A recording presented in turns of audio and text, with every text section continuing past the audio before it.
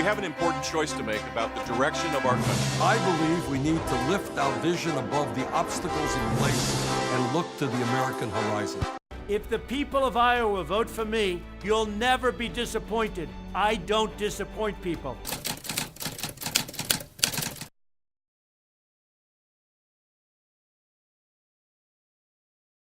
The question of how much to invest in advertising is a great one.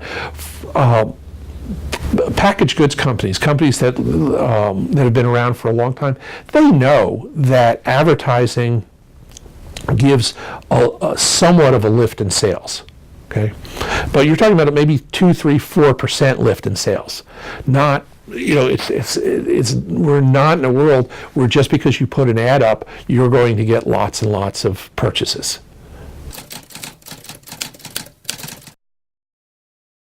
There's just more to people's behavior. It's far more complex than just washing them with ads.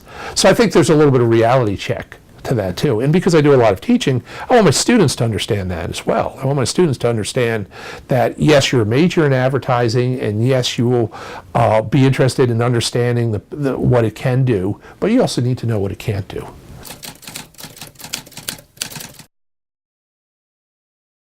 The Iowa caucus is a really interesting thing to study when you're looking at the effects of too much advertising. There are only 3 million people in the state.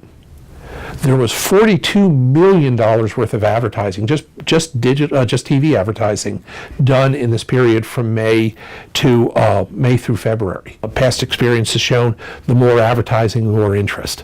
Okay, we've already seen, was there an effect on voting itself, on voter choice, and as it turns out in this particular caucus, there wasn't a good relationship between how much advertising someone did, a particular candidate did, and their choice. I mean, the people who advertised the most were people like Jeb Bush, who did miserably poorly in the caucus itself, whereas Bernie Sanders, who really started running ads fairly late, ran a lot of ads just in the last month. He did fine. Donald Trump did fabulous in the caucus in terms of the amount of support he got, with running almost no ads at all.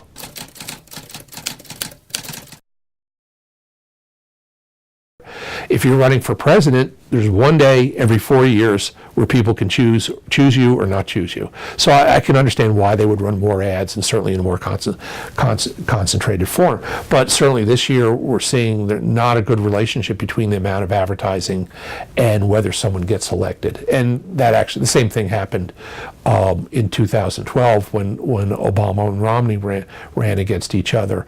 Romney actually spent more on advertising than Obama, but he lost.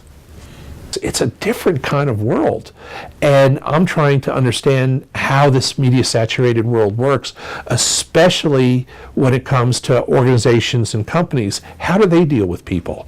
How do they get their messages out in a world where people are being bombarded by messages all the time?